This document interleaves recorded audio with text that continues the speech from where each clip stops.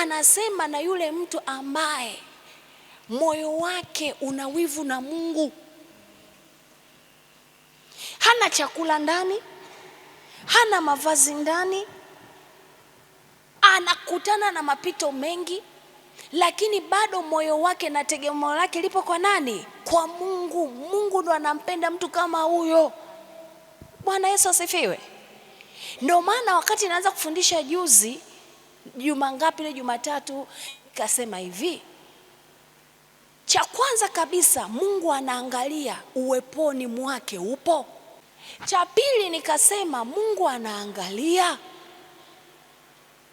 unafanya mapenzi yake.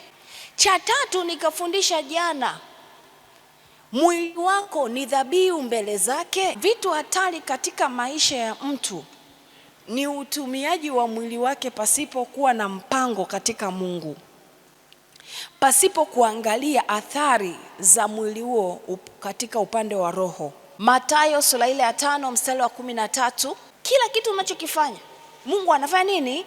Anakuona. Neno linasema sisi ni chumvi. Chumvi ikiharibika inakuwa haina ladha. Kwa hiyo wewe usipokuwa chumvi mbele za Mungu unakuwa una ladha katika kinywa chake. Ukisoma huo mstari utakuta ya kwamba yule mtu ambaye ni chumvi ndio anaonekana nuru mbele za nani? Za Mungu. Kwa hiyo kama hujaonekana nuru mbele za Mungu, kama Mungu asipokuona kama wewe nuru, maana yake wewe ni nini? Ni giza. Kwa hiyo wewe usipofaa mbele za Mungu, Mungu anakutupa. Watu wengi tunaingia maombi, tunafunga, lakini ukweli ni kwamba watu wengi wanafunga au wanaomba pokuwa wana shida. Unakuta mtu akipata shida ndo anaingia kwenye nini? Kwenye mfungo. Ameambiwa na ugonjwa ndo anaingia kwenye nini? Kwenye mfungo. Ameambiwa anafukuzwa kwenye nini? Nyumba, ndo anaingia kwenye nini? Kwenye mfungo.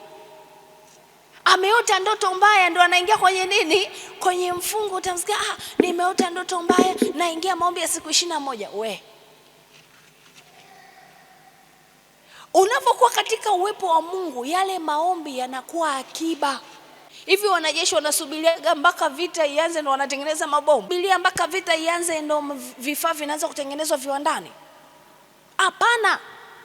Yaani sasa hivi ukienda kwenye kambi za jeshi, wana sehemu zao.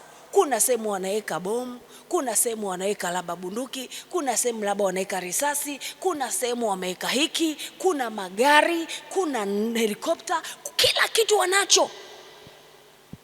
Halo? Kila kitu wanacho. Ikitokea jambo lolote, wenyewe kazi yao ni kwenda kuinua tu vile vifaa, wanagawana, kila mtu anaenda kwenye sehemu yake. Wameshajiandaa.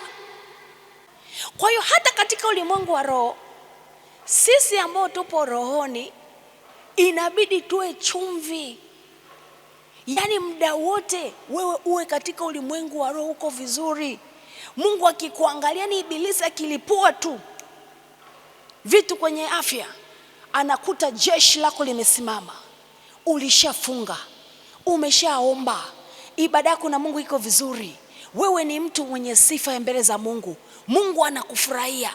Kwa hiyo ibilisi anaposema anakutikisa kwenye afya, anakuta neno la Mungu linakutetea kwenye nini? Kwenye afya. Akisema kuguse kwenye familia, anakuta mbingu inakutetea kwenye nini? Kwenye familia. Akisema akuguse upande sio watoto wako, mbingu inasimama kwa ajili yako. Kwa sababu gani? Wewe ulishaweka ngome zako mapema. Watu wengi tuliokoka, unakuta mtu anasubiria mpaka apate matatizo ndo anaanza kuandaa jeshi. Lazima utandikwe. Mwambie jirani yako, mwambie mwezi wa 5 tunakumbushwa tu. Yaani wanajeshi tayari wapo.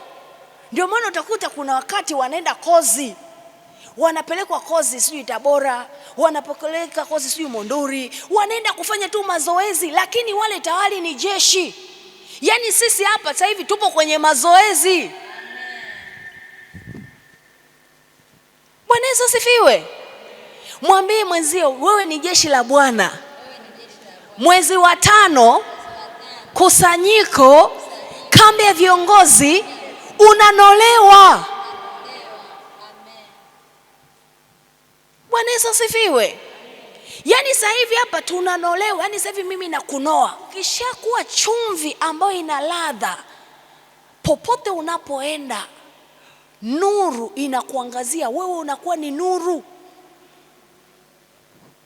Yaani hata kama wakienda kwa mganga wakisema huyu asimiliki fedha, hata kama waliloga familia yenu isimiliki fedha, hata kama walisema hamtajenga, hata kama waliandika wakasema kabisa unakufa mwaka huu, kwa sababu ulishajiandaa na wewe ni ladha mbele ya Mungu. Mungu hawezi kukutema. Amen. Bwana Yesu asifiwe. Haleluya. Hivi naomba nikuulize, hivi unavokula limao lile chungu na unavokula epo ni sawa sawa? Ukila limao uso unaufanyeje? Si unakunja Au ukipewa chungu ambalo ni chungu ukila, si unakuta unakunja?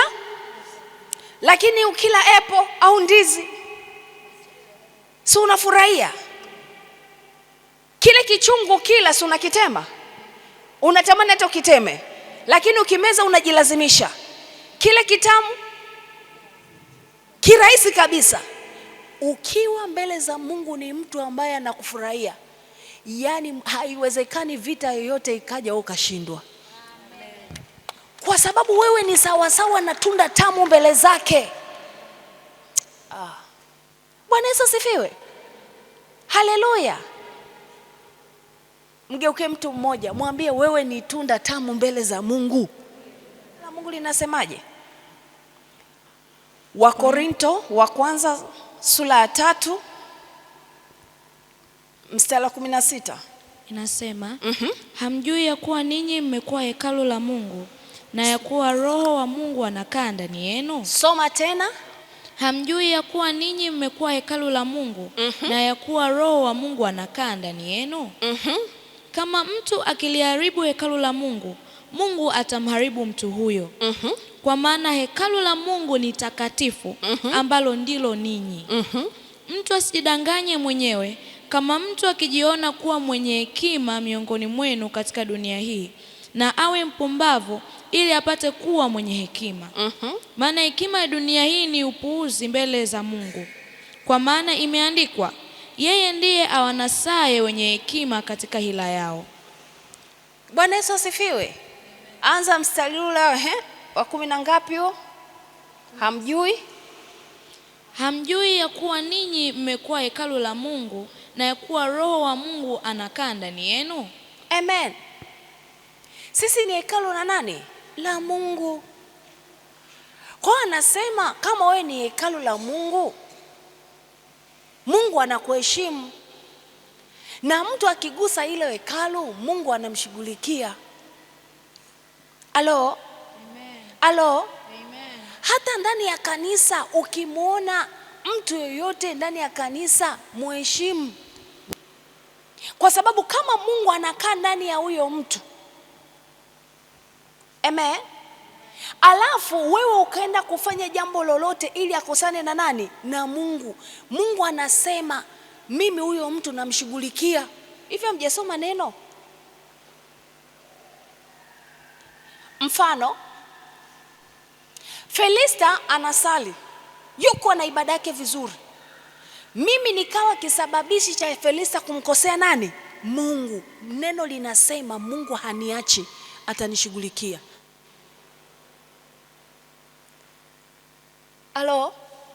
Labda Beatrice yupo, simama hapo. Anampenda Mungu wake, anafanya ibada na Mungu wake. Akatokea kijana kamlagai, akaenda kushiriki naye uovu. Mungu hamwachi. Hamwachi. Kwa sababu Mungu ndo ameandika kwamba huyu ni hekalu. Amempenda Mungu wake, anamheshimu nani? Mungu wake. Anapotokea mtu akamlagai kwa maneno, akamfanya Beatrice aanguke, neno linasema hili hekalu la Mungu lililoharibiwa, huyo mtu aliyoliharibu Mungu hawezi kumwacha. Sasa jiulize, wangapi kanisani wanashughulikiwa? Au hivi mimi nasoma ya kwangu au nyinyi mnasoma neno? Someni tena, soma tena. Soma 1, 2, 3. Hamjui ya kuwa ninyi mmekuwa hekalu la Mungu na ya kuwa Roho wa Mungu anakaa ndani yenu? Kama mtu akiliharibu hekalu la Mungu, Mungu atamharibu mtu huyo. Watu wanazania ni hekalu la Mungu ni vipi? Yaani mtu anazania kwamba yeye mwenyewe akijaribu. Hata mimi nikija kwa mama yangu hapa, Mama Mwakajila, nikasababisha huyu mama amkosee Mungu, labda nikamwataki kwa maneno akaacha ibada, labda nikamsema vibaya akaacha ibada, labda nikamuumiza akaacha ibada, nikaenda hapa nikashughulikia kwa mama yangu, nikaenda huku nikashughulika. Neno linasema yule mtu anayeharibu lile hekalu, Mungu anamharibu. Sasa wangapi ndani ya kanisa unakuta mtu anasali anasema Mungu mimi nakupenda, umeharibu mahekalu mangapi? Mgeuke jirani yako, mwambie rafiki, mbinguni mbali.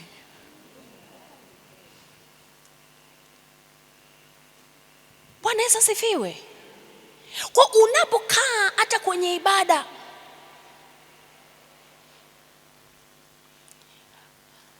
yani ni bora, yani ni hivi, kwa Mungu mwambie Mungu kila siku, Mungu mimi najikabidhi mbele zako, nisiwe chanzo cha kuharibu mtu yoyote ndani ya kanisa wala popote. Alo, hilo neno mnaona kama jipya leo? Kwa Mungu anaposema mtu anapoharibu, sasa naomba nikuulize, kuna mambo mengi utakuta unajiuliza, namuomba Mungu, Mungu mbona anijibu? Kwa utakuta Mungu amekuona wewe ni kisababishi cha uharibifu, sio kanisani tu, huko nje. Kuna mwingine unamkuta kanisani anakuwa kama Mtakatifu Cecilia au Mtakatifu Petro, lakini huko nje huko ni valangati. Mume anapompiga mke wake amepiga hekalu la Mungu. Mtu mfano kama hivi utakuta tu ameokoka, hadi mtu ameokoka anapigana na mke wake, wanapigana wanafanya nini? Maana yake unapiga hekalu la Mungu. Mungu atakuacha? Hawezi kukuacha. Bwana Yesu asifiwe. Mgeuke jirani yako, mwambie wewe ni hekalu la Mungu. Jilinde. Mimi ni hekalu la Mungu, nilinde. Bwana Yesu asifiwe. Kwa hiyo Mungu anaposema anza tena, soma tena, mtume na nabii anioni nafanya, Mungu anasema yani huyo namshughulikia kwa sababu huyo ni mpumbavu.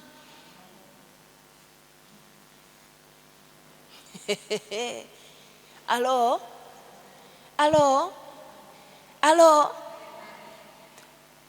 Soma Mathayo 26. Fungua Mathayo sura ile 26. Neno la Mungu linasemaje? Unajua watu wengi inasema kesheni muombe msije mkaingia majaribuni. Roho i radhi lakini mwili ni dhaifu. Akaenda tena mara ya pili akaomba akisema, Baba yangu, ikiwa haiwezekani kikombe hiki kiniepuke nisipokunywa, mapenzi yako yatimizwe. Akaja tena akawakuta wamelala, maana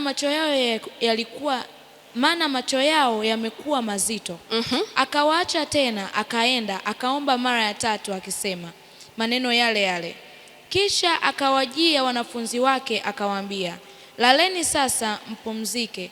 Tazama, saa imekaribia na mwana wa Adamu anatiwa katika mikono ya wenye dhambi. Ondokeni, twende Zetuni. Tazama yule anayenisaliti ameshakuwa nini? Dhaifu. Akasema, Baba, ingewezekana kikombe hiki nifanye nini? Kiniepuke, lakini mapenzi yako yafanye nini? Yaani kwamba hapa tunaonyeshwa kwamba kuna wakati, kuna mambo utapitia, utachoka. Kuna mapito utapitia, utafanya nini? Utachoka. Sasa wale ambao anawategemea wampe nguvu na wenyewe waombe, amewakuta wenzake wamfanya nini? Wamelala. Mgeuke jirani yako, mwambie unapokutana na majaribu usilalamike watu wakikuacha. Hicho ni kikombe chako. Neno halijasema kwamba majaribu litakupata wewe na wale. Limesema jaribu litakupata wewe. Lakini sawasawa na neno linasema lile jaribu sawasawa na lilivyokuja kwako ndivyo litakavyoondoka kwako. Yesu alikuwa miguko anaomba, jaribu liko mbele yake, mateso yako mbele yake, wanafunzi wake. Anarudi, anategemea watakuja pale wakute wanalaba sijui walikuwa wananena kwa waneni bado kwa lugha. Roho wa Mungu alikuwa bado hajashuka. Maana Roho wa Mungu ameshuka baada ya Yesu kufanya nini? Kuondoka. Amewakuta wamenalala. Akawaambia, jamani, mmeshindwa kuomba hata saa moja. Tazame jirani yako, mwambie amkini unapitia mateso mengi. Wajikazi. Yaani mimi mateso yangu yasimfanye Romana asile vizuri na familia yake. Ukimkuta Romana anaomba, basi shukuru Mungu.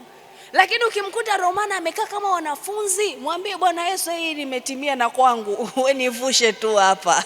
Umesikia? Bwana Yesu asifiwe. Ni hivi, yani hapo kuna kitu kikubwa Yesu anatufundisha. Kwa sababu unapopitia mapito ndipo utakapojua walio wako na wasio wako. Huwezi kujua watu kama hujapitia kwenye shida. Yaani Yesu alipofikia kipindi cha kuingizwa ndo alimjua yupi msaliti, yupi anamkana, yupi anamtoroka. Yaani alikuja kukutana nao. Alikuja kukutana nao, yani waliobakia pale ni wanawake. Wanaume wote walilaza nini? Kwanza alienda kumtoa Yesu nani? Si Yusufu? Ndio alienda kuomba mwili wa nani? Sio mwanafunzi, sio mitume wake. Ni mtu ambaye tofauti, alikuwa ni mtu wa nje anayempenda Yesu. Ndio akaenda kuomba kumshusha pale msalabani. Mitume walikuwa walilaza mbio. Tazame jirani yako, mwambie rafiki, wale wapendao wakati wa majaribu wanalaza mbio. Waoni? Ndio maana yangu nini? Usiwe ladha kwa watu, uwe ladha kwa Mungu. Ili utakapokuwa msalabani, watakapolaza mbio, watokee kina Yusufu wakuja kukutoa. Geuke jirani yako, mwambie uwe ladha kwa Mungu. Wakati wa majaribu, wakati wa mateso, kina Petro, kina Yohana, kina Filipo, kina Luka hautawaona.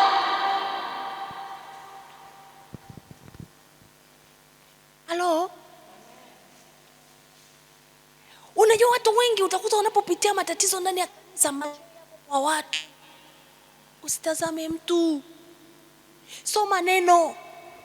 Ukitazama watu utachoka. Ukitazama watu utachukia kanisa. Ukitazama watu utaacha ibada. Ukitazama watu yani utakufa mapema, kufi. Ila ukimtazama Mungu utakuwa unaishi hata kama umekufa.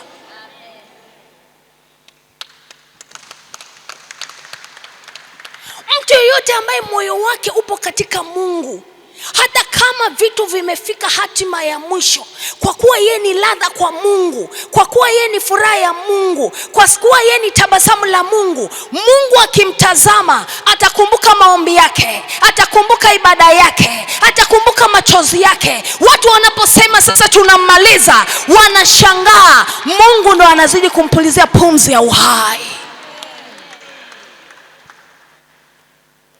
Kwa unapoomba maombi kama ya mwezi wa 5, kumbuka utakuwa na watu wenzako, ulikuwa unafanya kazi fulani, biashara, utakapoanguka utategemea wenzako wanakutetea, utawakuta wamelala kama kina Petro. Ofisini kuna kesi, utashangaa unategemea watu wanakutetea, lakini unafika kule ndo kwanza unakuta wanakukandamiza, manake wamelala.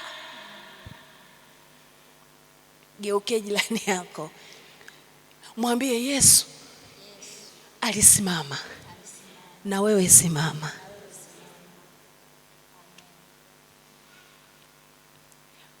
Yamkini upo hapa, kuna wakati umechoka kabisa, umekata tamaa, unasema yani sasa hapa mbona sioni hata kunisaidia, watu wote wameniacha. Sikiliza, yupo mmoja ambaye hawezi kukuacha, ambaye anaitwa, mwambie rafiki yako, yuko mtu mmoja hawezi kukuacha, ambaye ndani yake kabeba nguvu, kabeba mamlaka. Yeye alishaachwa, kwa hiyo anajua machungu ya kuachwa. Hawezi kukuacha. Huyo ni Yesu Kristo. Yaani yeye anajua uchungu wa nini? Wa kuachwa. Kwa hiyo yeye hawezi kukuacha. Ndio maana Biblia inasema baba yako mama yako atakuacha, lakini mimi sitakuacha. Ndio mpende huyo, mfurahie huyo. Unapopatwa na majaribu, unapopatwa na magumu, unamwambia Yesu, wanafunzi walilala, walikuacha, lakini ulisimama. Ninachojua wewe uliyesimama ndiye utakayesimama na mimi. Bwana Yesu asifiwe. Haleluya. Mgeuke mtu mmoja, mwambie usiogope unapoachwa. Ni wakati wako wa kuinuka. Haleluya. Rudia tena huo mstari. Nataka ukae. Halo. Kijana amefunga, amekazake kwa Mungu vizuri, anampenda Mungu. Linatokea linani? Wenyewe wanajua. Anatokea nani? Lishangazi. Kijana unampenda Mungu, upo umemtulia mbele za Mungu, umekaa mbele za Mungu, unampenda. Unashangaa lishangazi linakuja, anakuambia maneno mazuri. Unajishangaa kijana, unaacha nini? Wokovu. Na kwa sababu una shida, unajikuta umeenda kwa lishangazi. Mwili, sema mwili. Sema wewe mwili, hautaniweza katika jina la Yesu Kristo. Soma hiyo Mathayo 15 mstari wa 5. Neno la Mungu nasemaje? Bali ninyi husema, atakaye mwambia babaye au mamaye, chochote kikupasacho kusaidiwa na mimi ni wakfu, basi asimheshimu baba yake au mama yake. Mkalitangua neno la Mungu kwa ajili ya mapokeo yenu. Enyi wanafiki, ni vyema alivyotabiri Isaya kwa habari zenu akisema, watu hawa huniheshimu kwa midomo, ila mioyo yao iko mbali nami. Nao waniabudu bure, wakifundisha mafundisho yaliyo maagizo ya wanadamu. Ndio sasa hivi watu wengi wanapenda maagizo ya wanadamu. Yaani ni hivi, mimi ningekuwa nasimama hapa na sema maunabii, nimeona Mungu anaenda kufanya hivi, unaenda kuwa na hela hivi hivi hivi hivi, ili kanisa lisingetosha. Lisingetosha. Kwa sababu watu wanapowafuata watumishi wa Mungu wanataka waambiwe maneno ya dunia hii. Utaenda kuwa na hela, utaenda kuwa na nyumba, utaenda kuwa na gari. Mungu amenyesha unaenda kuolewa, Mungu kanyonyesha hiki. Ndio hapo Mathayo inasema Watu wanataka mambo ya dunia hii, hawataki kweli ya Mungu. Na ndio maana unaweza kukuta mtu anasema tu kila siku mchungaji anafundisha utakatifu, utakatifu, utakatifu, utakatifu. Mimi najua, yani ni hivi, unapokuwa ndani ya kanisa kama hivi ukifundisha neno la Mungu limenyoka, watu utakuta mchungaji kila siku utakatifu, utakatifu, atufundishe mambo ya hela. Uwezi ukapata hela bila utakatifu, jinga. Mwambie jirani yako, mwambie haya yalishaandikwa. Yani watu wanataka hivi, ukikaa mbele mchungaji, yani hata kama kuna kitu kipo usifundishe. Yani wewe mhubirie kumsifia tu, kumsifia tu. Nitakusifia vipi? Hayo ndio mafundisho ya dunia hii. No, Mungu ameyakataa. No, makanisa mengi sasa hivi watu wanafundisha mafundisho ya dunia, sio mafundisho ya Mungu.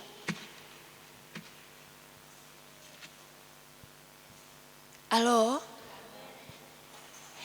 Biblia inasema hivi, yani inakufurahisha nini iwapo utaipata hii dunia yote alafu ukakosa nini? Uzima wa milele. Hao ni viongozi vipofu wa vipofu. Na kipofu akimwongoza kipofu mwenzake, watatumbukia shimoni wote wawili. Basi Petro akajibu akamwambia, tueleze mfano huu. Yesu akasema, hata sasa ninyi nanyi mngali hamna akili? Hamjafahamu bado ya kuwa kila kiingiacho kinywani hupita tumboni kikatupwa chooni? Bali vitokavyo kinywani vyatoka moyoni, navyo ndivyo vimtiavyo mtu unajisi. Kwa maana moyoni hutoka mawazo mabaya, uuaji, uzinzi, uasherati, wivu, ushuhuda wa uongo na matukano. Hayo ndiyo yamtiayo mtu unajisi. Lakini kula kabla hujanawa mkono hakumtii mtu unajisi. Kumbe Mungu haangalii wewe jinsi unavyoenda kula hapo bagia, wewe jinsi unavyokunywa uji hapa. Mungu anaangalia. Mungu anaangalia baada ya kunywa uji unafanya nini. Halo? Halo? Halo? Ukisoma ule mstari wa 6 vizuri, soma tena. Basi asimheshimu baba yake au mama yake, mkalitangua neno la Mungu kwa ajili ya mapokeo yenu. Enyi wanafiki, ni vema alivyotabiri Isaya. Bwana Yesu asifiwe. Yesu anasema wanafundisha mafundisho yanatokana na nani? Na wanadamu. Ndio ile mtu unasikia naambiwa umefanya dhambi, lete sadaka ya nini? Ya kutengeneza na Mungu milioni hapa. Hao ni mafundisho ya wanadamu. Umefanya hivi, lete hiki. Umefanya hivi, lete hiki. Hayo ni mafundisho ya nini? Ya wanadamu. Halo? Halo? Ukisoma Wagalatia, yani kwenye mwili hapa mimi ndo nimepewa nisisitize. Jumatatu tutaendelea na lingine sijui Jumapili. Wagalatia sura ile ya 5. Tupo hapo hapo kwenye namba 3. Namna ya kuheshimu mwili wako. Kwanza wote tusome. Katika ungwana huo Kristo alituandika huru. Kwa hiyo simameni, wala msinaswe tena chini ya kongwa la utumwa. Tazama, mimi Paulo nawaambia ninyi ya kwamba mkitahiriwa Kristo hata wafaidia neno. Tena namshuhudia kila mtu atahiriwaye kwamba ni wajibu wake kuitimiza torati yote. Mmetengwa na Kristo, ninyi mtakao kuhesabiwa haki kwa sheria. Mmeanguka na kutoka katika hali ya neema. Maana sisi kwa roho tunalitazamia tumaini la haki kwa njia ya imani. Maana katika Kristo Yesu kutahiriwa hakufai neno, wala kutotahiriwa, bali imani itendayo kazi kwa upendo. Mlikuwa mkipiga mbio vizuri, ni nani aliyewazuia msiitii kweli? Mpaka hapo mgeuke jirani yako, muulize, ndugu yangu, ulivyookoka ulikuwa na spidi kweli? Ukiambiwa kushuhudia unaenda. Ukiambiwa kuvuna unaenda. Ukiambiwa usafi unafanya. Yaani ukiomba Mungu majibu haya hapa kesho yake. Ukifanya hivi, Paulo anauliza mlikuwa mnania, ni nani anayezuilia hizo mbio? Mwili, sema mwili. Soma huo mstari, anza tena. Ni nani aliyewazuia msiitii kweli? Kushawishi huku hamkutoka kwake yeye. Mlikuwa mkipiga mbio vizuri. Ni nani aliyewazuia msiitii kweli? Kushawishi huku hakukutoka kwake yeye anayewaita ninyi. Chachu kidogo huchachua donge zima. Nina matumaini kwenu katika Bwana ya kwamba hamtakuwa na nia ya namna nyingine. Lakini yeye anayewafadhaisha atachukua hukumu yake awaye yote. Nami ndugu zangu, ikiwa ninahubiri habari ya kutahiriwa, kwa nini ningali ninaudhiwa? Hapo kwazo la msalaba limebatilika. Laiti hao wanaowatia mashaka wangejikuta nafsi zao. Endelea.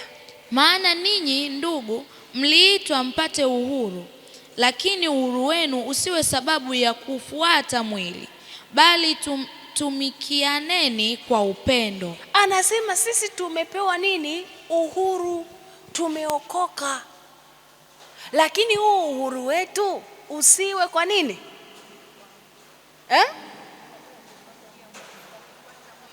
Wa kufuata nini? Kuna watu wengi wamekaa kanisani wameokoka.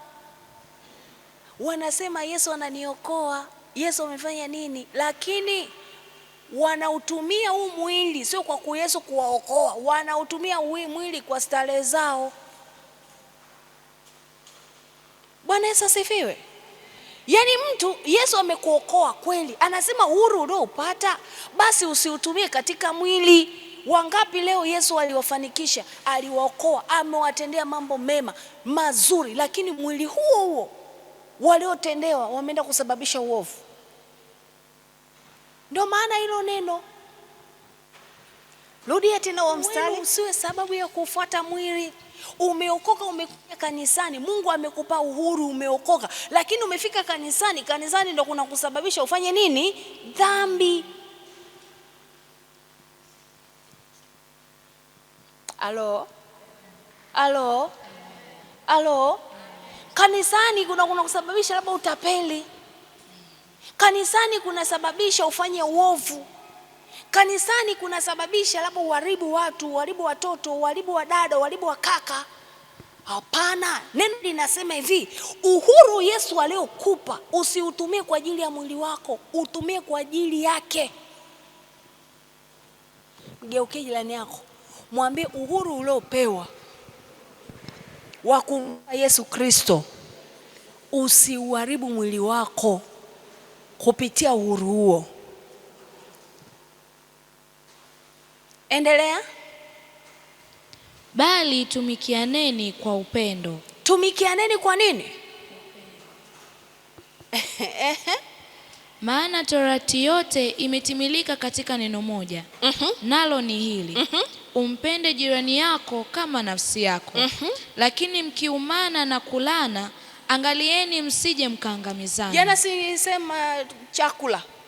Mlizami naongea mambo ya dunia. Nilisema mke wa Potifa alikuwa chakula cha nani? Alikuwa chakula cha Potifa. Watu wanasema labda mchungaji, sio, kulana ipo kwenye Biblia.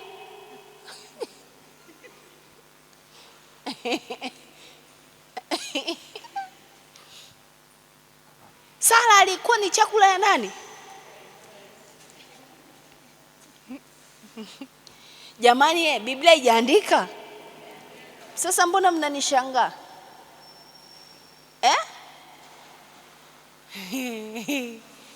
Unajua kuna vitu vingi watumishi tukiongea, umesikia chuti? Mtu anasema, mchungaji anaongea nini hapa, chakula ndo nini? Biblia inasema hivi, mpendane msikulane. Wakaka mmesikia? Rudia huo mstari kwa msisitizo kabisa. Maana torati yote imetimilika katika neno moja. Soma kwa nguvu na wewe Beatrice.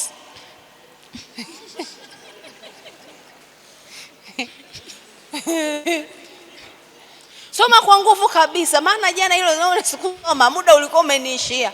Niliishia tu kusema chakula. Aya, soma. Maana torati yote imetimilika katika neno moja. Nalo ni hili. Umpende jirani yako kama nafsi yako. Umpende, usimle.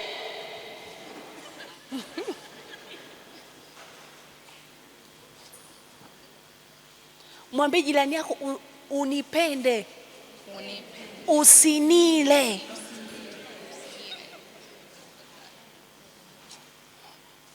Mgeuke mwingine mwambie nipende. Mbona mtazamani hapo mnafichana uso? Mwambie usinile. Maana yake hapo Biblia inaweka fumbo. Mtu anapofanikiwa usitafune mafanikio yake. Mtu anapobarikiwa usitafune baraka zake. Mtu anapoinuliwa usimshushe, manake unamla. Unapomwombea maombi mabaya mtu ndani ya kanisa, hilo neno linatimia kwako. Wewe unamfanya mwenzio kitoweo. Watu kanisani sasa hivi wamegeuzana vitoweo kweli kweli. Wengine wanakulana kweli kweli kimwili, wengine yani vurugu. Sasa roho wa Mungu anatembea wapi? Neno linasema hivi, unapomwona jirani yako mpende, usimle.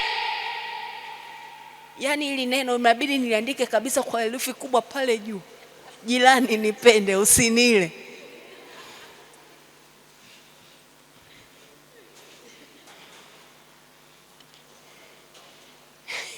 Mambo yanayotendeka ndani ya kanisa. Unamkuta tu adui akimwona tu mdada vizuri anaanza kukaa vizuri, adui anataka kwanza yule mtu anaanza kwenda kumtamani mtu, mkaka anamtamani mdada, mdada anatamani kumla mkaka. Yani ni vurugu sababu ya hilo neno. Badala ya kupendana katika Kristo, wanaanza kulana katika Kristo. Na hiyo sio katika Kristo. Maana yake Kristo anakuwa hayupo tena hapo. Unakuta kanisa nguvu ya Mungu inapoa. Na shetani ndo ameleta maagenti wengi ndani ya kanisa sasa hivi. Unakuta kanisa likianza kuwa la moto, maagenti wakaanza kutafuna, wanaingia. Mwanamume anamwambia mwanamke nakupenda, mwanamke anamwambia mwanaume nakupenda, ili mradi tu waondoe baraka ndani ya kanisa. Mtu akibarikiwa mwingine anaanza maombi ya kumshusha. Mtu akiinuliwa mwingine anaanza maombi ya kumshusha. Mtu akipata ndoa mwingine anaanza kumwambia maombi mabaya. Ndio neno linasema msikulane, mpendane. Mwambie jirani yako nipende. Sema Bwana Yesu, nipe neema ya kupenda na sio kula wengine. Ni ombi hilo. Ni mstari wa ngapi? 4 na 15. Mathayo. Wagalatia. Bwana Yesu asifiwe. Amen. Bwana Yesu asifiwe. Mgeuke jirani yako, mtajie hiyo mistari.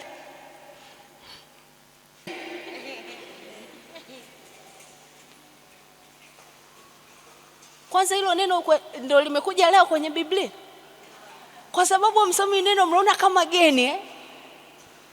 Rudia huo mstari. Inasema maana torati yote imetimilika katika neno moja. Nalo ni hili. Umpende jirani yako kama nafsi yako. Kama nini? Kama nini? Nafsi yako. Lakini mkiumana na kulana, angalieni msije mkangamizana. Msije mkafanya nini?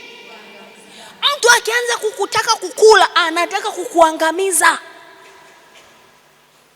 Ukianza kuona mtu anaanza kukuambia mambo ya ajabu, manake anataka kukuangamiza katika Yesu.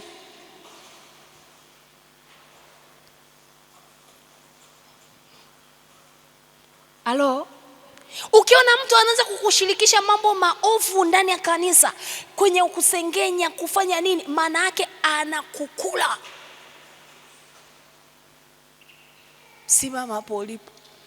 Hii neema. Kuna wengine wana kazi kweli, lakini kwenye mambo yao wanaomba ruhusa, ila kwenye mambo yako wana mambo mengi. Ila mimi nimejitambua, nimewahi mahali hapa. Bwana, ninajua kupitia tendo hili kuna mambo yangu mengi, utanisamehe. Hata siku ya leo ninapoomba, mapenzi yako yatimie kwangu. Roho wa ibada karibu, roho wa neno karibu, roho wa maombi karibu. Amen. Karibu ukae. Bwana Yesu asifiwe. Wakati nimepakwa mafuta ilikuwa tarehe 30 mwezi wa 11 mwaka 2021. Wakati napakwa mafuta ya uchungaji kiongozi, kuna neno moja mtume na nabii aliongea lilinishangaza. Halo, mimi nilikuwa najiona, yani kila siku nilikuwa bado najiendelea kujikagua mbele za Mungu. Amen. Yani kila siku nikawa naendelea kumuuliza Mungu kwa habari ya maisha yangu. Lakini kumbe Mungu kuna vitu tu vichache waga anaangalia na watu wengi waga wajui. Kwa hiyo wakati mtume na nabii ananipaka mafuta, alitamka neno moja. Alisema hivi, Mungu amempenda sana huyu binti. Anasema mimi nilikuwa napingana kumpaka mafuta awe mchungaji kiongozi, kwa sababu hiyo ndoto ya mimi kuwa kiongozi, mchungaji kiongozi, Mungu alishanifunulia. Unajua mwaka gani? Mwaka 2000 ilikuwa na 20. Amen. Mungu alinifunulia, alinionyesha. Nilikuwa nimetoka kwenye kampeni, wakati nimetoka kugombea ubunge. Mchungaji wenu na mikike. Kwa nilikuwa nimetoka kugombea ubunge mwaka 2020. Wakati nimekaa, nakumbuka katika ile listi ya majina ilibidi niende, lakini kule walivyofanya, kuna vitu walifanya sio vya haki, wakapitisha majina ambayo sio halali. Ndio wale wanaitwa COVID-19. Mnakumbuka wale wanaitwa COVID? Walikuwa wanawaita COVID wale wabunge 19 ambao waliingia kinyume na makubaliano. Kwa hiyo walipita njia za panya, wakapitisha. Mimi walinitafuta, of course nilitafutwa na watu wakubwa, wakaniambia tuma CV yako. Nikasema CV ya nini? Kama CV sinabidi niambie, mbona kwenye huko kila kitu changu kipo? Wakaniambia tuma. Nikaingia maombi, na nilipigiwa na mtu mkubwa tu. Nilivyoingia maombi, wakati naomba, wakati naanza kuandaa ile CV, akatokea mtu usiku nimelala, amevaa mavazi meupe, akanishika mkono, akanitembeza, nikaona wabunge wengi sana. Akaniuliza, Stella, hata wewe unataka kwenda? Kwa nini aliniambia vile? Kwa sababu leo naongea kitu sensitive sana. Kwa sababu Mungu alikuwa hajaridhia lile bunge. Kwa akaniuliza, Stella, hata wewe unataka kwenda?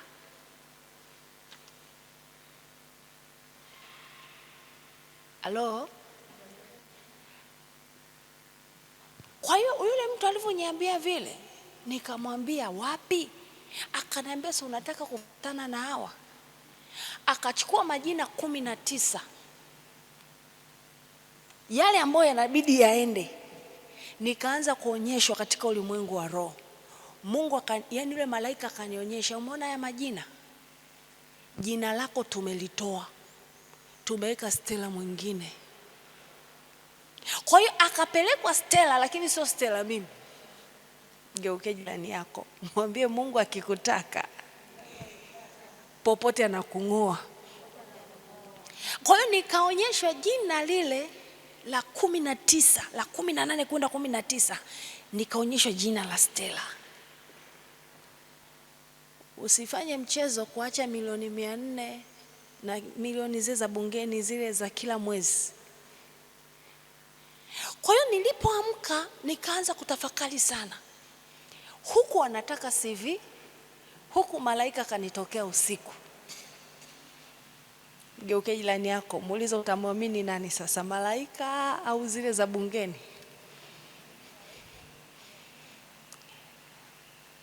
Kweli kabisa sikuacha kutuma ile CV, nikaituma.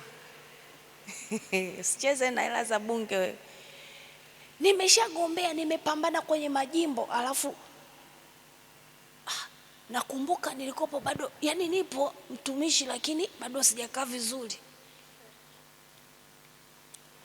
Nawapa story kwanza ili leo mkiingia kwenye maombi mjue Mungu yupo anatuangalia. Kavisha, unanisikia? Kwa nilivyotuma ile CV, baada ya siku 2 majina ya wabunge yalitangazwa. Mgeuke jirani yako, mwambie vile vile alivyoonyeshwa na malaika ndivyo majibu yalivyotoka. Nikaona jina la Stella, lakini sio Stella mimi, yule nilionyeshwa kwenye ulimwengu wa roho, na nilikuwa simjui. Nilivyokaa siku 3, 4, 5, wakati naendelea kumwomba Mungu, naambia Mungu hiki ni nini? Nimepoteza mamilioni ya hela. Akaniambia sikia, subiri nitasema na wewe. Wakati naendelea kuomba nina maumivu makali sana. Siku nimekaa hivi naangalia TV, naona wale 19 wanafanya nini? Wanaapishwa, alafu wote hawajaingia kihalali. Tuliogombea hakuna. Waliopitishwa wote chama kimecheza chu wamepelekwa kule. Niliumia, nikamwambia Mungu, katika hili ninajua utanitetea. Mungu aliona maumivu yangu. Nilikaa siku ya kwanza ya pili karibu mwezi, mwaka huo 2020. Siku nyingine nimelala nikashangaa, ninaletewa mtu mwanaume amevaa vazi. Nikaonyeshwa bendera ya Tanzania. Nikaambiwa huyu ni rais wa Tanzania. Msikilize. Wakati nimekaa nikaonyeshwa